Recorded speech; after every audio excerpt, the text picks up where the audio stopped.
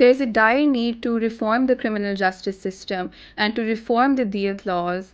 The way that the laws currently operate is cruel, it leads to unjust results, and they've been misused by the rich and the powerful to effectively get away with murder.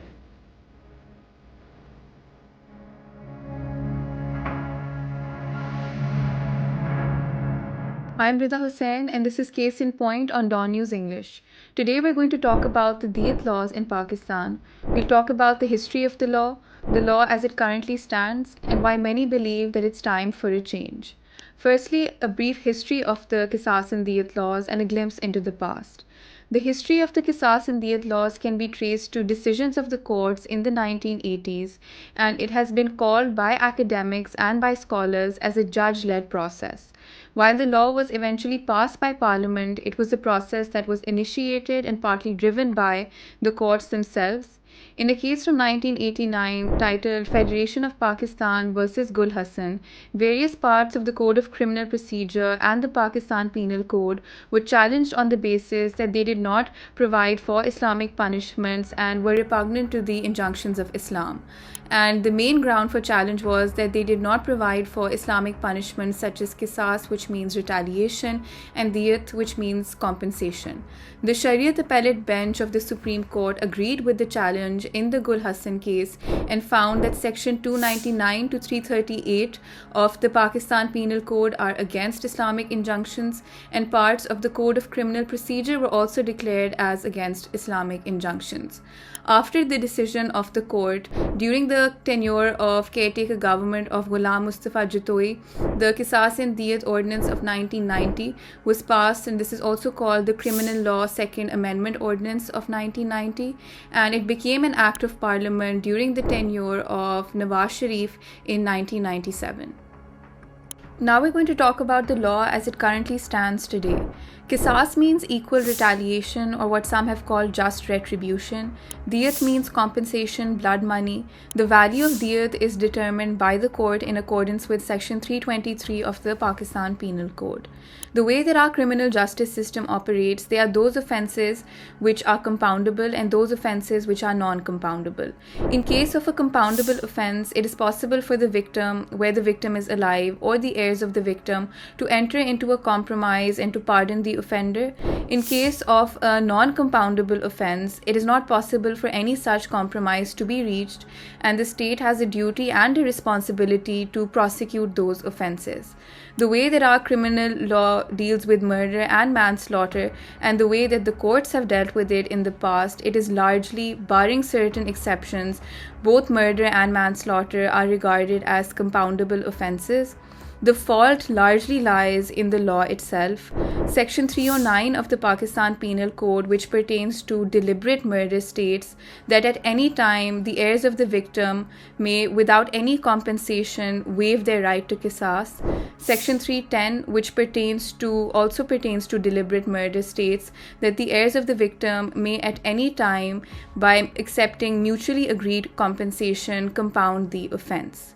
Now, even as far as manslaughter or unintentional murder is concerned, Section 318 and 319 prescribe diyat as a punishment, and Section 320, which deals with death by negligent or rash driving, the punishment is prescribed as, in addition to diyat, imprisonment which may extend for up to 10 years.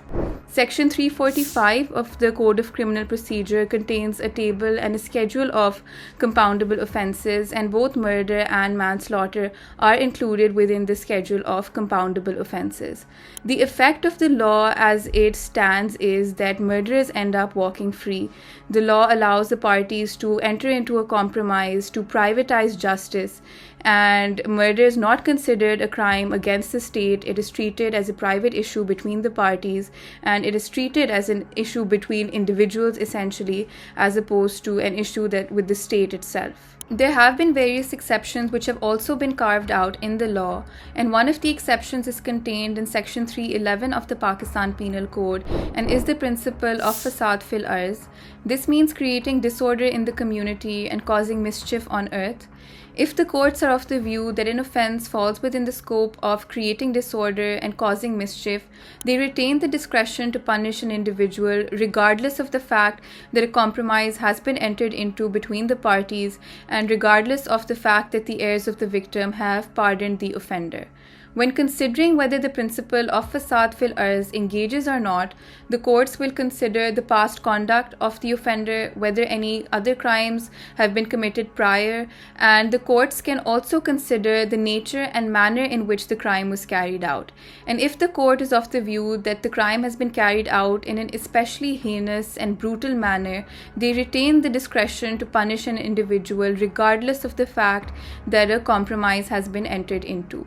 There have been various amendments in the law pertaining to honor killings as well, and in 2016 the law was amended.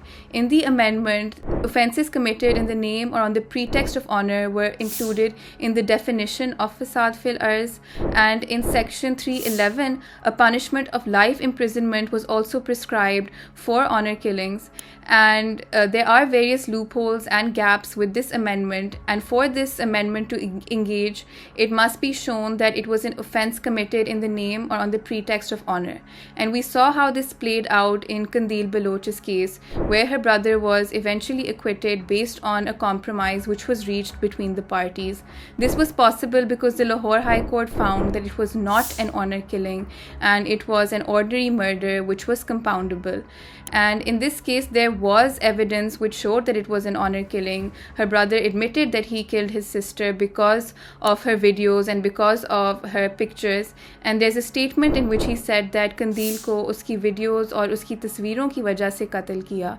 And despite the fact that there was evidence, the Lahore High Court found that this wasn't an honor killing, that his confession could not be relied upon.